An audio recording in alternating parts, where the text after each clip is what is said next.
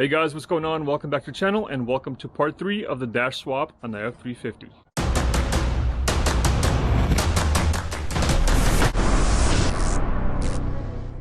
Now that the dash is finished up and ready to be installed, I'm going to go ahead and start removing all the stuff on the firewall, especially, this huge pad, and then the brake pedals, a few other things, the brackets and so on and so forth.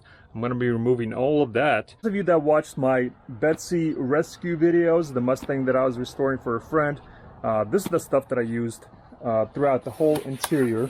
I used it on the floor, back seat area, trunk area, and the roof, and it made a huge difference after I installed this on bare metal. Here's a quick example. Now let's see what it sounds like. Now here's the sound before I installed Kilmat. And here's the sound after. Look at that. Nice. Nice. And I'll be doing this stuff on the firewall, doors, roof, and the back seat area, just pretty much throughout the whole truck. So that's going to make a huge difference in the entire truck on how it sounds. Also from Kilmat, I got this box, which is a NOICO 150 mil, 36 square feet. Basically, this is a foam piece. This is basically a thinner foam piece that's going to go over the Kilmat. That's going to, make a huge difference as well. So this stuff I'll probably go over like inside the doors, maybe even inside door panels. So we'll deal with that after we install the Kilmat insulation. So basically, I'm going to put sound deadening mats, and then I'm going to put car heat and sound deadening insulation over that. So it's going to be double insulated, double protected, whatever. It's going to make a huge difference on the inside. You don't have to do this. You can do either this or that, but honestly, I want to make the inside as quiet as possible, and that's going to benefit with the heat and sound, and it's just going to sound a lot quieter and nicer on the inside. But also, for the firewall, I decided to get the 315 mil. This is the thicker stuff. This is thinner stuff. So you got 150 mil, 315 mil, but this is 20 square feet. So this is going to be only for the firewall. But I think the firewall is about 18 to 20 square feet. So this would be strictly for the firewall. So as you can tell, it's a lot thicker. The stuff is a lot thicker. It's basically twice as thick as the 150 mil. So you got 80 mil, 150 mil, and 315 mil. So I'll be using 80 mil on the firewall, then I'll be using 315 mil over this, and then the rest will go throughout the whole truck. And after the firewall is done, I'm going to put the factory panel back on, and just going to be a little bit extra protection, but honestly I don't think this really makes that huge of a difference because it just kind of flops around. It's not glued on. It's just going to sit in there. But because I'm going to have the other panels really actually sitting against the metal, that's going to make a huge improvement compared to this. All right, so I'm going to get started on the inside, clean up the firewall, and start insulating.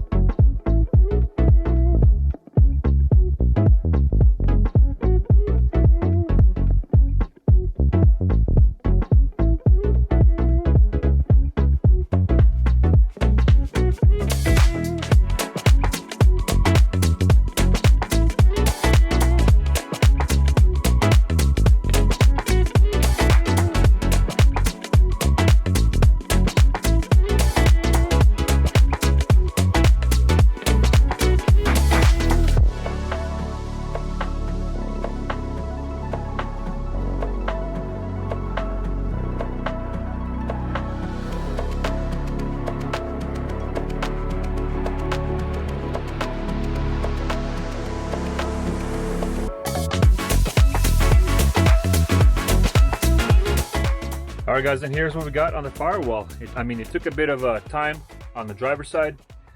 This side was pretty easy to do because it's mostly flat. A couple of holes right here to cut out, but other than that, this side was pretty easy. The other side is what took a little bit longer. And I'm gonna do another layer probably over here, just because a lot of sound comes from this area. And then I'm gonna do foam over that. Also on the front here, this is the old foam that I installed under the carpet when I was swapping the carpet. So over here I'm gonna go with foam over here because I have this crack. Obviously, you know, when I was installing this kind of foam, I didn't really care about being perfect. So I'm gonna go over a few cracks here with the foam that I have that I'll be using on the firewall. Now pretty much from a 36 square feet box, I used about half of it. So the firewall is about 18 to 20 square feet or so. So just so you know, that's roughly the firewall square footage. And I pretty much covered as much as I possibly could have. I, just pretty much went into all the corners here, on the bottom here, on top here. I went as high as I could. All right, so that's what we got with the Kilmat stuff. And now we're gonna go install the 315 mil foam over this and see how it turns out.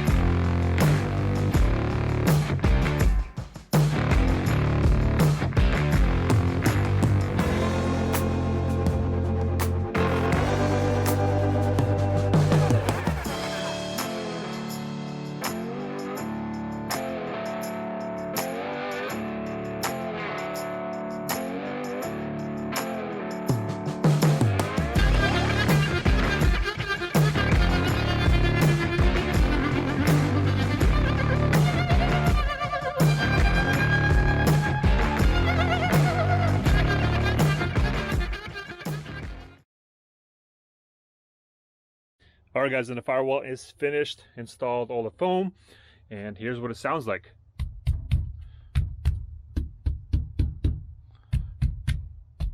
I don't think I'm gonna put the factory pad back on. Honestly, I don't really care for it. I don't think it's needed. What do you guys think? Should I not? I don't know guys, would you put this back on? I mean, it's not gonna make a huge difference, honestly. It's mostly rubber. I mean, it has some foam on the bottom, but it's puffy. It's not hard foam, so I don't know if it's gonna make any difference. Let me clean up real quick and then see if I can put on the firewall, see what it looks like.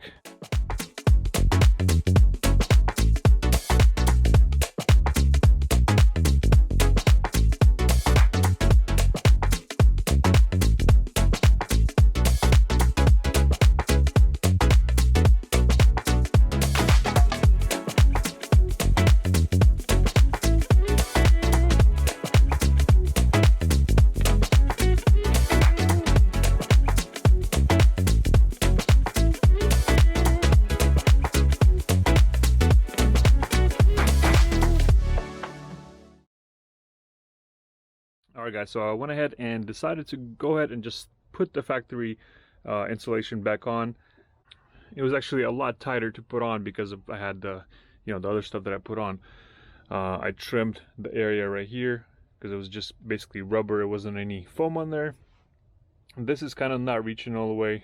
I trimmed some of the stuff off here because I couldn't go around, and I trimmed off a piece that was on the bottom here.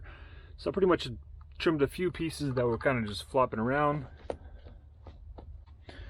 And I put it doesn't really stay that well, but basically I put the harness back on to kind of hold in place. So as you can see, just kind of super floppy here and there, and that's how it was before I installed anything underneath. So maybe I'll do something about that. Maybe I'll heat it up and pinch it a little bit so it'll stay a little better. Yeah, maybe I'll do that. And now that all of that firewall is finished, I decided to go ahead and put the heater HVAC system back on. So now that's ready to go, and we got our vent helper installed already, and I put a little bungee on this hose right here because otherwise it would be flopping around so it doesn't get pinched. So basically that's out of the way. This is kind of sort of out of the way. So now we can actually go ahead and install the dash and see how that lines up. I mean, it should line up just fine. The only thing I'm worried about is not to pinch or bend or rip off the hoses here. So that's like the biggest thing. I gotta be careful.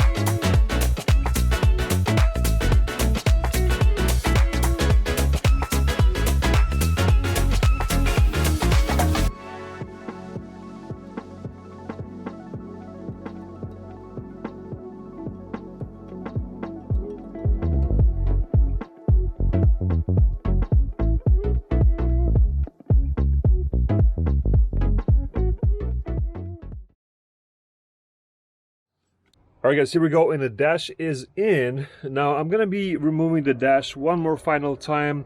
Right now I'm just basically kind of rough testing it to make sure that everything fits.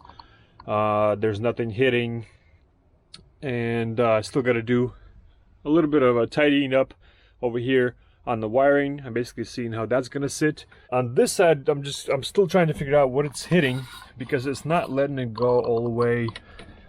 Something is kind of preventing it from going all the way to the pillar right here to bolt it up. And I'm trying to see, that's the one thing I gotta figure out, what's it hitting. I mean, here's the there was a bracket right here that I cut off, and that's the bracket that was hitting the HVAC system, the heater box right here. This is the door vent. This part right here goes to the door. That's what it mounts to, but it doesn't really have to be mounted as long as it's sitting on this side, and it will go into the new door panels. Like this vent will be adjusted down just a tad. This one will go down just a tad bit. The vent helper bracket goes into this vent right there. I don't know if you guys can tell. Basically it snaps inside, goes inside. I'm gonna have to press it in up higher a little bit more, and it's gonna fit just fine. And this other one, that goes to, I still have wires right here that I'll have to move right now. Right now that vent is being kind of secured by a bungee cord, so it's kind of out of the way, but that's going to go into this vent right here. So that's going to go forward more, and then it'll snap inside, kind of where my fingers are. Basically that's going to snap inside this vent, and that's going to blow into here. And then the last piece will be this part that goes towards the top defrosters on top. That's gonna go and connect to the hole right there and get zip tied around here. So that's gonna be, you know, done once I figure all this stuff out, where it's gonna go and what's it's hitting over here. It might be just nothing, it might be just, I don't know, I'll still play around, see what it's hitting, because I don't want anything, you know, smashed or pinched. So that should be good to go. And then right here I'm gonna play with the wiring, see what needs to be out of the way. Since I'll have a better idea where stuff needs to be, I'll pop the dash out once again, tidy up the wires, and that should be good to go. I mean, this stuff doesn't really matter, it's going to be just kind of flopping around inside of here. And then you got the steering column that's going to go in the middle, and then we're going to put the fuse box somewhere over here. Once I'm done with the truck, I'm going to use a decibel meter on my phone, like one of those apps, and then we'll see how that sounds like driving. We'll see what it sounds like at idle, and then once I'm done with the truck, then you guys can compare. You guys can download the same app and do the same kind of testing on your phone and your truck, and then it'll be kind of interesting to see what my result is, what result you guys will get, and then we'll compare in the comments or whatever and see the difference. Because sadly I didn't do a decibel reading before I insulated the firewall. Honestly, I didn't even think I was going to be doing all of that work on the firewall, but I was going to do the roof and the doors and everything else. So I guess we'll see. Once I'm done, we'll compare numbers and see how that goes. So guys, thank you for watching. I hope you enjoyed this video. If you're new, please subscribe, hit the comments, hit the like button, all that good stuff, and we'll see you on the next one.